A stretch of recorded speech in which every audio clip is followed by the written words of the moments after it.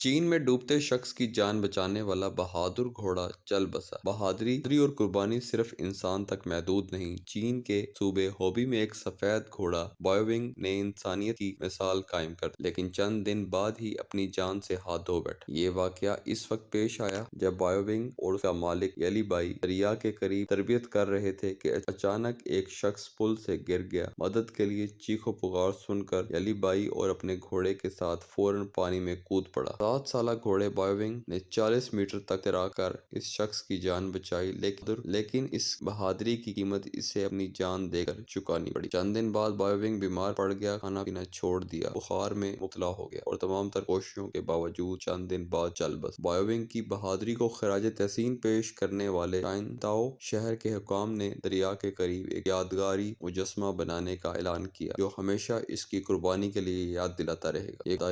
یہ کہانی ہمیں سکھاتی ہے کہ سچی بہادری اور وفاداری کی کوئی حد نہیں ہوتی۔ بائیونگ کی قربانی ہمیشہ یاد رکھی جائے گی۔ بائیونگ کی قربانی ہمیشہ یاد رکھی جائے گی۔